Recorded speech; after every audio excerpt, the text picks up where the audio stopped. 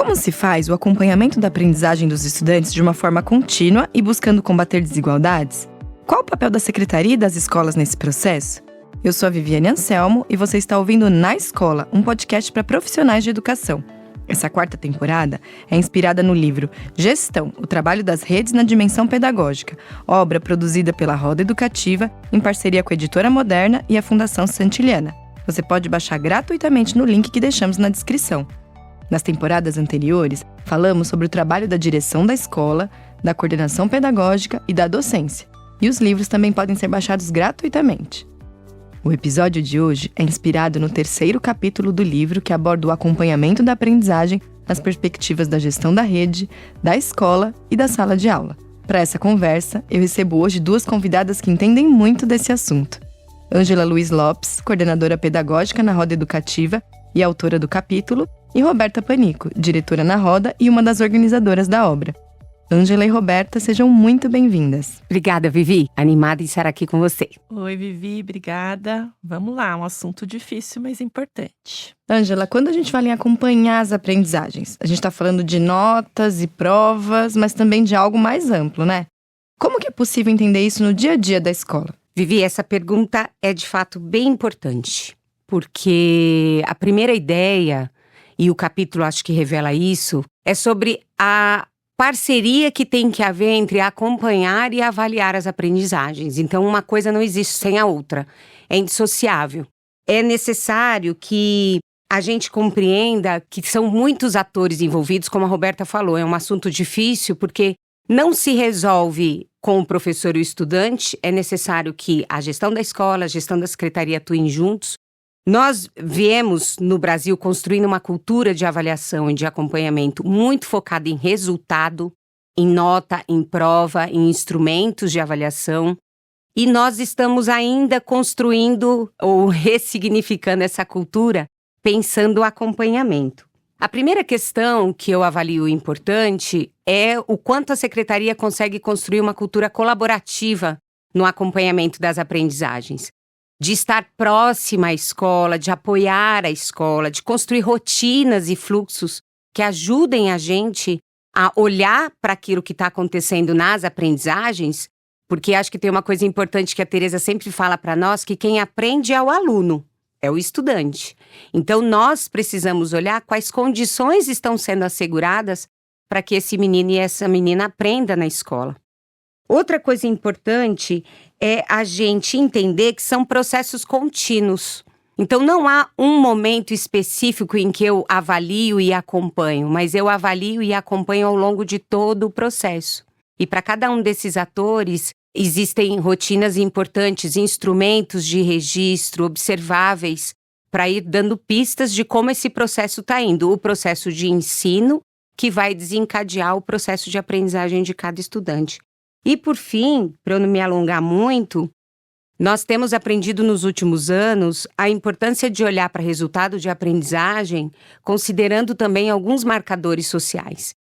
A gente tem visto em todas as plataformas que divulgam resultado a importância de identificar raça, cor, gênero, território de vida, né, de existência ali, onde esse menino e essa menina vive, em quais condições, nível socioeconômico, o quanto a família teve acesso ou não à educação. Tudo isso são marcadores que ajudam a gente a interpretar os dados da avaliação e do acompanhamento. Muito importante, né, a gente começar essa conversa com tantas variáveis que fazem parte desse processo contínuo.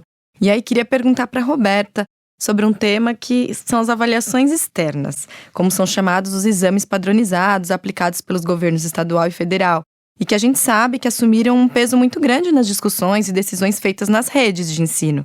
Qual a importância, Roberta, desses instrumentos e quais são os limites e riscos que você vê em tomar decisões com base nesses resultados? Pois bem, Vivi, eu acho que é bem importante a gente entender que essas avaliações padronizadas, né, que às vezes até os próprios municípios também têm realizado, elas servem para avaliar as políticas públicas e a gestão da educação pública. E não para culpabilizar estudantes, familiares, professores e gestores escolares. Acho que esse é um primeiro ponto, né?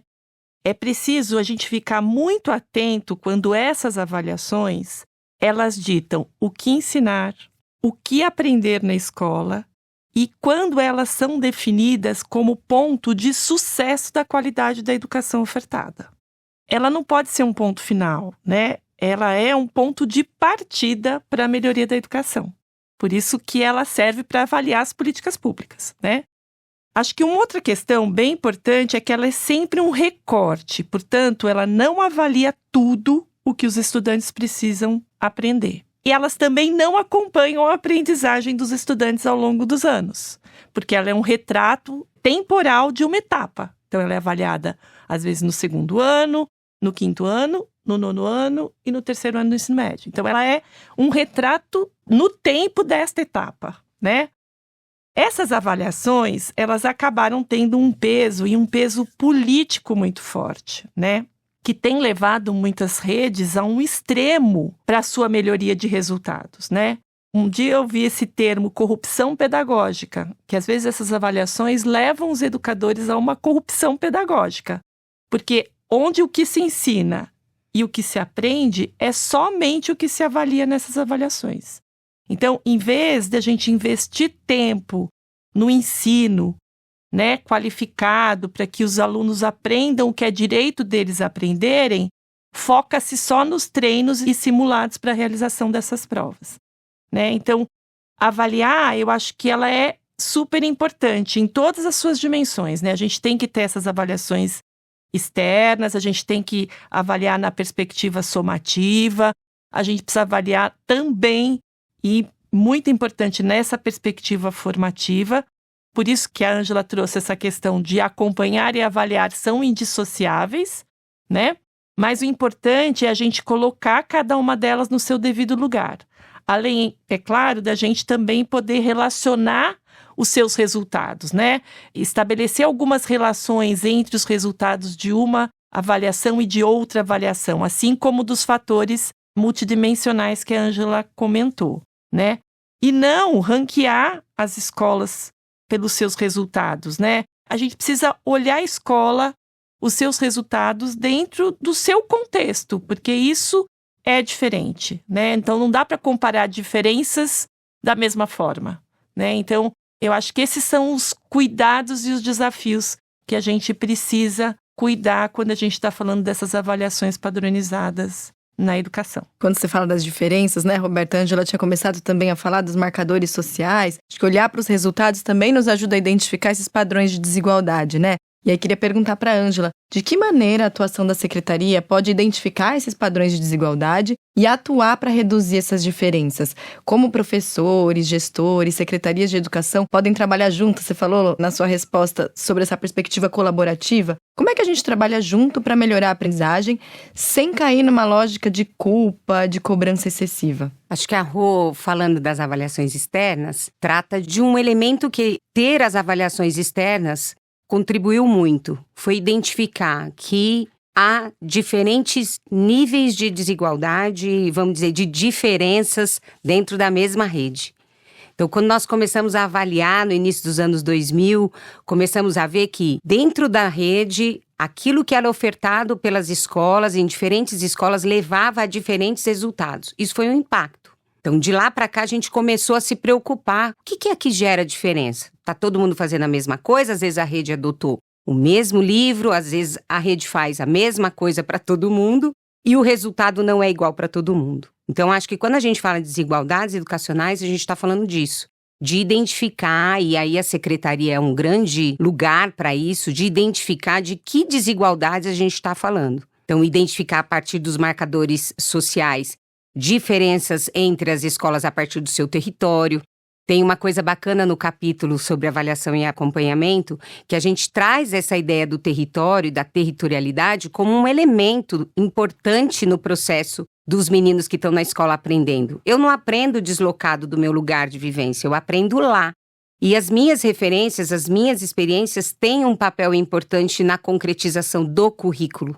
Então, pensar em superar as desigualdades pelo acompanhamento implica em entender a atuação de cada um dos níveis de gestão que tem quando eu estou falando de aprendizagem. Então, a secretaria é responsável por fazer a gestão da rede. Então, ela precisa identificar essas desigualdades, ela precisa compreender a lógica de funcionamento de cada unidade escolar e atuar em visitas técnicas, em reuniões de acompanhamento de resultados, em análise de cenário com cada escola, com o que cada escola precisa. E aí a gente sai daquele lugar inicial que era de fazer a mesma coisa para todo mundo. E aí isso desce no nível da gestão da escola, quando a gestão da escola vai observar o que cada professor está precisando aprender, quais são os conteúdos da formação sobre avaliação, sobre acompanhamento que eu preciso discutir naquela escola para ajudar os professores a fazerem melhor esse processo e qualificar também condições para o processo de ensino. Então, a gestão da escola vai identificar diferenças entre os professores, vai identificar diferenças entre as turmas, vai ajudar a construir na escola um olhar de quais são as condições necessárias para que todos aprendam, entendendo que não são as mesmas condições para todos e todas. E, por fim, isso chega na gestão da sala de aula, que está na mão do professor. Então, se eu, lá na gestão da escola, eu qualifico a ação do professor, esse professor está preparado para olhar as diferenças entre os estudantes. Quem precisa mais, quem precisa menos, quem está com uma condição ou uma necessidade familiar, quem está num determinado cenário ali precisando de mais apoio. Hoje a gente ainda tem a questão da inclusão dos estudantes que já chegam trazendo uma demanda de atividades diferenciadas, de atividades que sejam planejadas, né? Intervenções que sejam planejadas mais especificamente.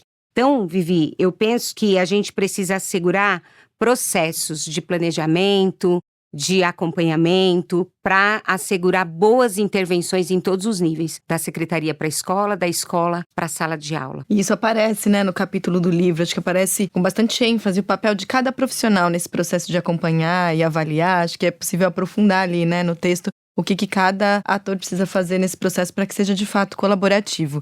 E aí a gente entra num outro lugar delicado, né, Roberta? Que a gente está falando bastante aqui da diferença, tanto da diferença entre estudantes, mas também as diferenças entre as escolas na mesma rede, a Ângela citou. Mas a gente vê uma busca que tem acontecido por premiações, por rankings, a partir dessa diferença. Esses incentivos ajudam a melhorar a qualidade ou podem ter até um efeito oposto, de reafirmar diferenças, desigualdades e dificultar essa busca pela equidade? Bom, eu acho que eles mais reafirmam essas diferenças e dificulta a busca pela equidade, né?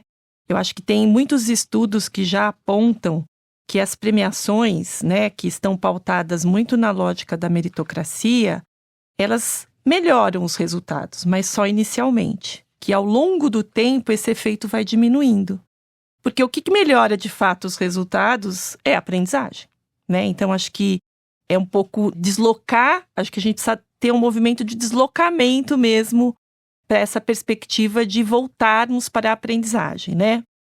Porque o problema da meritocracia na educação é fazer com que as pessoas acreditem que só se melhora se quiser melhorar, né? E isso não é verdade. Se a gente considerar as desigualdades históricas que a gente tem no país, a melhora depende de muitos fatores, não só da minha vontade, né?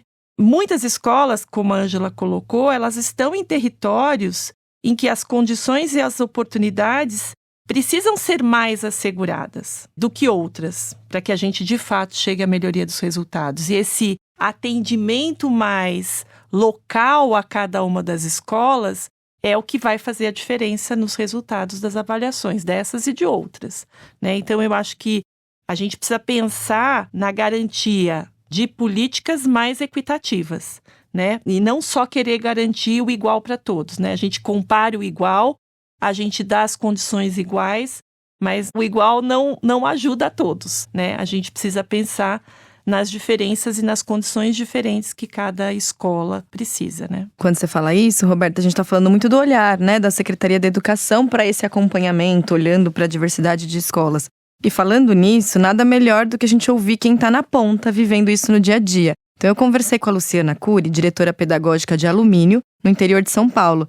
E ela começou a nossa conversa falando do sistema de governança que ela criou na rede para dar conta desse acompanhamento das escolas. Então vamos ouvi-la e depois a gente volta para comentar o relato dela, que está bem interessante. Direto da prática. A premissa que eu utilizei, Viviane, é a seguinte. A implementação de uma política é onde a política ela ganha, de fato, materialidade, certo? E essa materialidade ela está sustentada por pessoas reais que estão lidando com as diretrizes da política. Então, o que eu entendo como governança foi sentar aqui no Departamento de Educação, olhar para os processos que precisavam ser colocados em andamento, né, ou melhor, acompanhados, uma grande avaliação dos processos mesmo que estavam postos aqui como desafio para a rede de educação.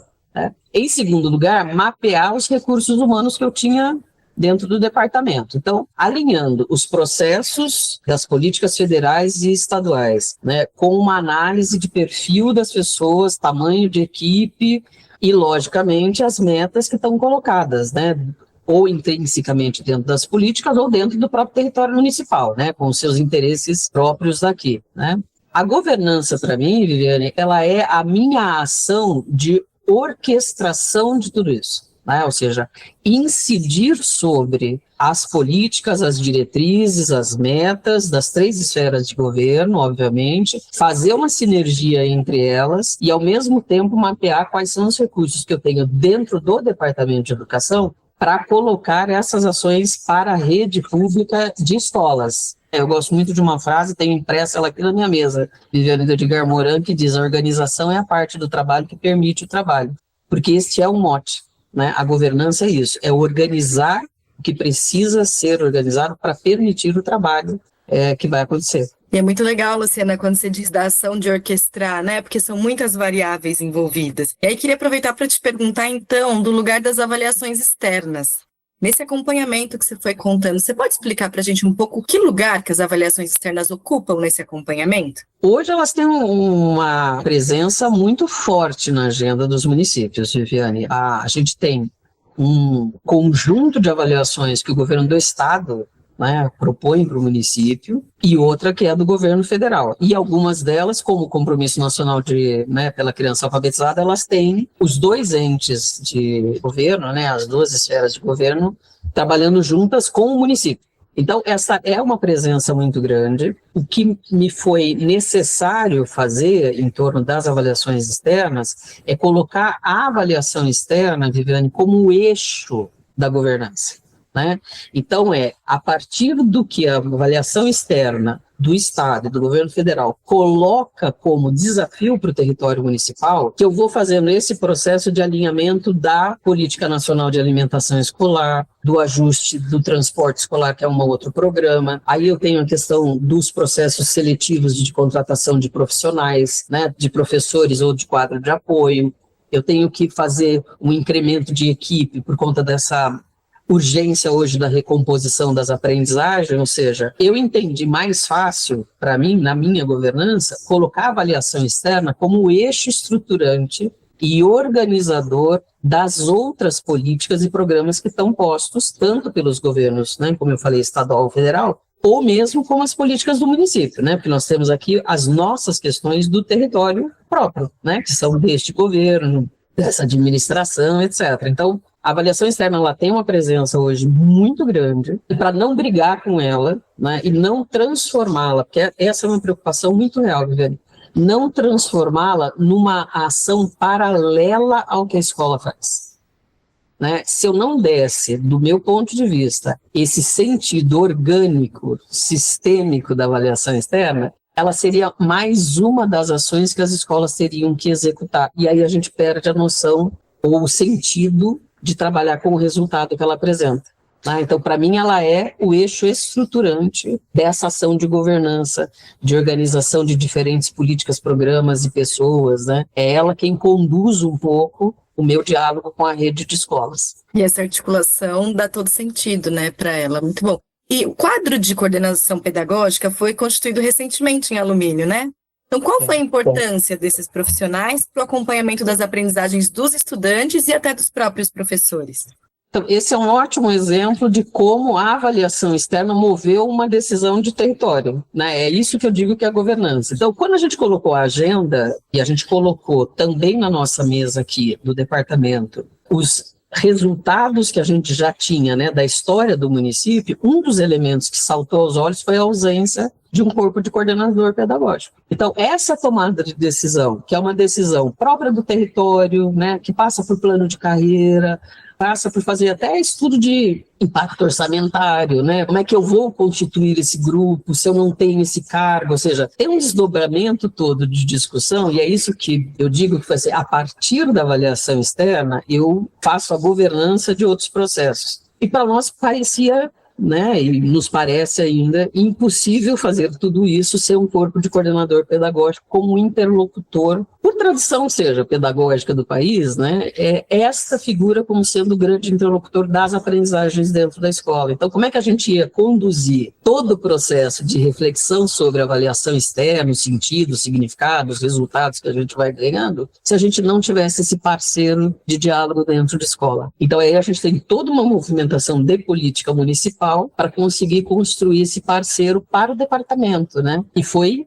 para nós, assim, um divisor de águas na história, né, do município, quando a rede de educação começa a entender a proposta da política municipal de coordenação e a avaliação externa ganha um outro sentido dentro da própria escola. Não de convencimento, não de imposição, não de mais uma burocracia, mas de fato a avaliação como parceira, né, e o departamento como parceiro, porque também apareceu lá através dessa figura, né? Então, para mim, a coordenação, essa ação que a gente executou, é um ótimo exemplo de como a avaliação entrou como eixo estruturante, como a política municipal teve que responder por governança melhor de um processo a essa necessidade, né, que a avaliação joga a luz em cima, né, a aprendizagem dos meninos e principalmente aqueles que não estão aprendendo, né? Porque o meu compromisso é com quem não está aprendendo, né? E esse lugar que você traz para essa figura da coordenação pedagógica também diz muito dessa relação, né? Quando você traz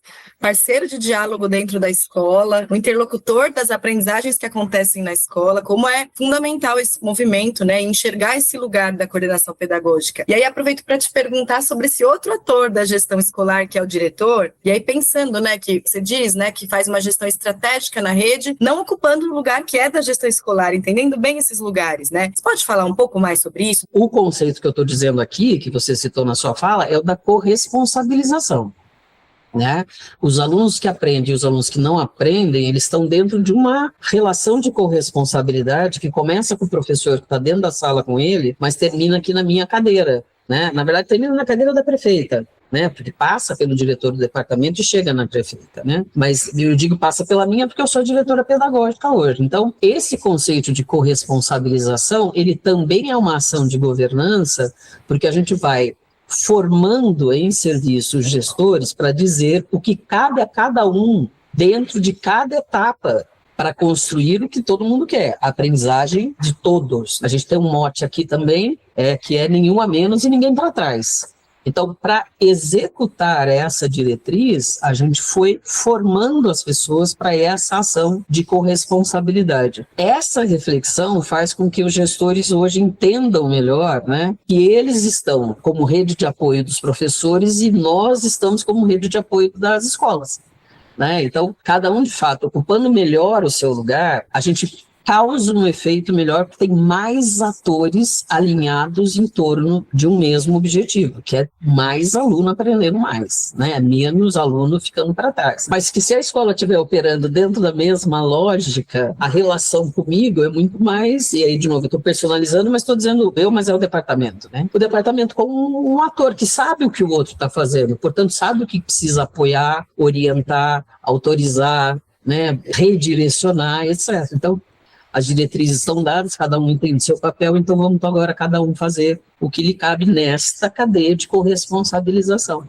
Então, para mim essa é uma questão importantíssima, porque, de novo, uma palavra importante que você usou aqui é autonomia. O gestor precisa ter autonomia, mas ele precisa entender o que ele precisa alcançar e que ferramentas ele tem para alcançar. E o que a gente vai ajudando os diretores é compreender cada vez mais e se apropriar dos objetivos e metas e também das ferramentas que eles têm à disposição e que eles precisam usar. Essa é uma ação também de governança, né? A formação em serviço, eu entendo como uma ação de governança também. Muito bacana como a Luciana traz essa perspectiva da rede, né, para o acompanhamento, para a organização dos processos, das políticas. Roberto, o que você destacaria desse exemplo trazido pela Luciana? Eu acho que a Luciana traz isso que eu falei anteriormente, que é essa presença muito forte das avaliações externas dentro das redes, né? Mas eu gostei dessa perspectiva de que ela fala, bom, essa presença existe, mas eu trouxe para o eixo da governança, né?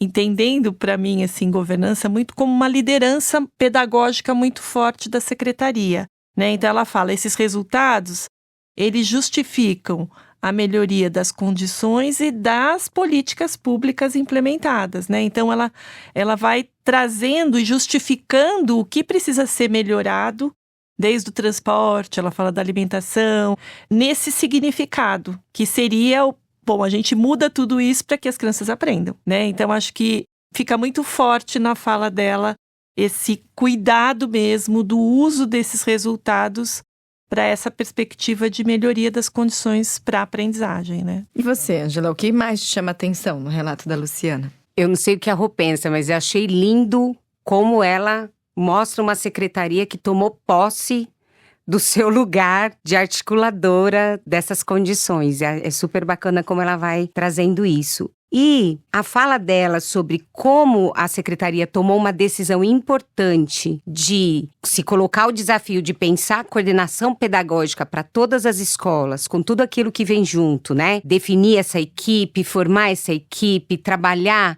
indicando para as escolas pistas para essa gestão, mas dando autonomia para que esses coordenadores, junto com os professores, façam um acompanhamento, pensem os resultados das avaliações para a tomada de decisão, achei, para mim, um grande destaque. Quando a secretaria, acho que a Rô trouxe isso, essa liderança pedagógica forte, identifica a demanda e constrói os fluxos e as rotinas necessárias para atender aquela necessidade, entendendo a escola como um lugar em que as coisas acontecem, eu acho que isso é uma grande lição para outras secretarias. Eu gosto muito. Materializa, né? Tudo que a gente foi dizendo. Muito bom, a conversa tá excelente, tá muito boa, mas a gente tá chegando ao fim do programa. Mas antes, quero pedir para vocês deixarem alguma dica de leitura, filme, vídeo, algo que vocês tenham visto ou lido e que vocês recomendam para quem tá acompanhando a gente. Quer começar, Ângela? O que você nos indica? Bom, eu vou indicar um romance maravilhoso da Chimamanda Adichie, que é A Contagem dos Sonhos. É uma história maravilhosa que discute relações românticas, familiares e de amizade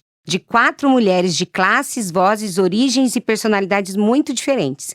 Mas em todas elas a gente vê um alinhamento entre os desejos, os traumas e os anseios da vida de cada uma. Fazia 10 anos que a Chimamanda não publicava um romance, o último foi Americana, e no ano passado ela apresentou essa obra e eu tô adorando. Mostra extremamente potente essa conversa que ela traz dessas 4 vozes femininas na sociedade que a gente está vivendo hoje, em que essas urgências emocionais, esses desafios das relações entre as pessoas têm sido uma grande questão, né? Uma grande chave. E ela mostra com muita singeleza o quanto todos nós, independente da nossa condição, desejam amar e ser amado. Então eu indico como uma leitura de relaxamento. Ah, que delícia, muito bom. E você, Roberta, qual dica que você quer deixar pra gente? Bom, eu tenho me implicado muito com essa questão dos territórios, né? Da consideração dessa diversidade de territórios, mesmo quando a gente está dentro de um bairro, né? Eu diria. E eu tô lendo atualmente o livro do Antônio Bispo dos Santos, que é A Terra Dá, a Terra Quer. É muito interessante, porque acho que algumas pessoas já devem conhecer o Bispo. Ele é um autor que vem de uma comunidade quilombola. E ele fala desse ponto de vista decolonial. E aí tem uma frase que ele diz no livro e que me fez repensar muito, que ele diz o seguinte: é a cidade que chega no quilombo, e não o contrário, né? Quando a cidade chegou, o quilombo já estava lá.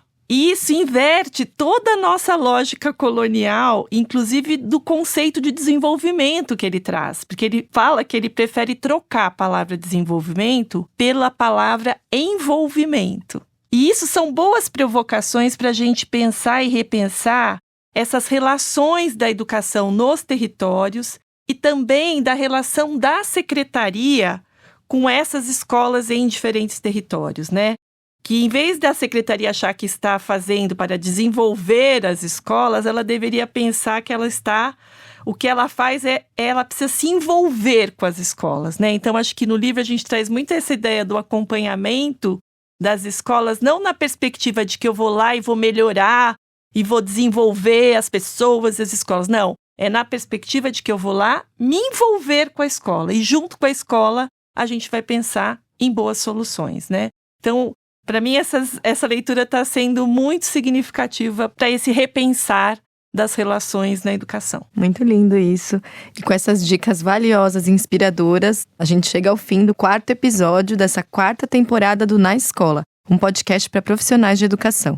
Quero agradecer a Ângela, Luiz Lopes, a Roberta Panico pela presença, pelas ótimas reflexões sobre esse acompanhamento da aprendizagem. Foi uma conversa extremamente necessária e inspiradora. A gente é que agradece, né? Ai, super bacana poder falar desse tema tão desafiador, tão urgente, de uma forma tão bacana. E estimular as pessoas a lerem nosso livro, né? Isso mesmo. Obrigada, gente, Ângela e Roberta. E chegamos ao final desse episódio, mas semana que vem tem mais. Nessa temporada, a gente vai seguir aprofundando essa conversa, sempre olhando para o papel estratégico das secretarias de educação e a sua relação com as escolas. Se você gostou desse episódio, compartilhe com colegas, siga o podcast no Spotify e acompanhe os próximos programas. Na nossa playlist, você também pode ouvir as temporadas anteriores. Deixamos também os links para baixar os livros, esse, que a Ângela convidou todo mundo para ler, e os anteriores. Muito obrigada e até o próximo episódio.